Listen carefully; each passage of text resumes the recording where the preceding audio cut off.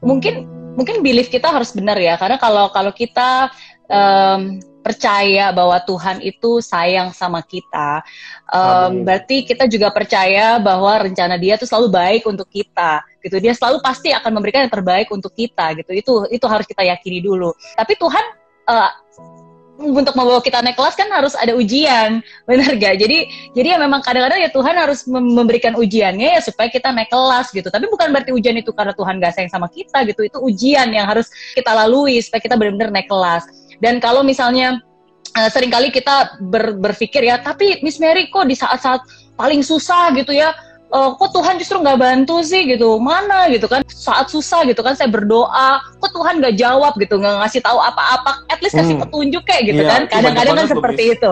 Dua jawaban saya ya, semoga at least salah satu dari jawaban ini bisa menguatkan kalian, karena ini yang juga menjadi mindset saya. Jadi jawaban yang pertama adalah, coba kalau kamu di sekolah, guru kamu akan lebih banyak ngomong ketika pelajaran atau ketika ujian?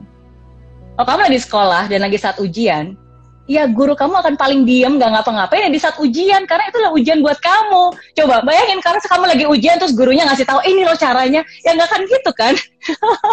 Jadi mungkin di saat-saat kita merasa, kok Tuhan nggak ngasih petunjuk sih? Ya karena ini lagi ujian, gitu. Jadi teman-teman, di saat ujian itu guru yang paling nggak akan bicara dan nggak ngasih petunjuk apapun, karena dia mau kamu benar-benar bisa memecahkan ujian itu, dia pengen kamu naik kelas gitu dan lulus akan ujian itu. Jadi di hidup pun juga seperti itu. The teacher is always the silent the most during the test. Jadi itu yang pertama. Jadi jangan salahkan Tuhan ya, karena memang Dia lagi ngasih ujian kok buat kita. Itu yang pertama. Tapi dan yang kedua, di saat-saat saya berdoa dan belum dijawab, sampai hari ini pun juga masih ada doa yang terus-menerus saya doakan dan itu belum terjawab gitu. Dan kadang saya bertanya, aduh, apa sih yang kurang gitu? Kenapa kok nggak belum terjawab gitu kan? Tapi disitulah saya sadar bahwa sebenarnya doa itu, ketika saya berdoa, ya doa itu bukan nyuruh-nyuruh Tuhan, tapi doa itu untuk mempersiapkan saya untuk menerima kehendak Tuhan. Jadi itulah. Jadi ketika saya berdoa tuh bukan berarti kayak ini Tuhan, ini yang saya mau, ayo dong tunjukkan gitu kan. Tapi ketika saya berdoa itu sebenarnya ya kita mempersiapkan hati kita untuk menerima rencananya Dia gitu. Jadi ketika saya mengubah cara pandang saya, ya itu sih sangat-sangat membantu. Ya, jadi ya kita berdoa again untuk mempersiapkan hati kita untuk menerima apapun juga kehendaknya.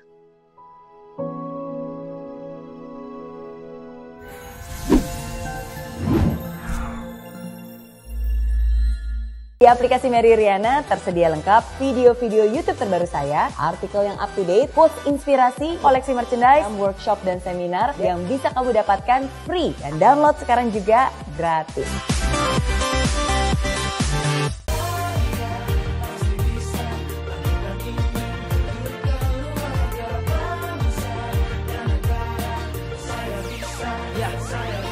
Laksana bumi tanpa hujan, hidup tanpa tujuan, kering dan mati tanpa hijaunya tumbuhan.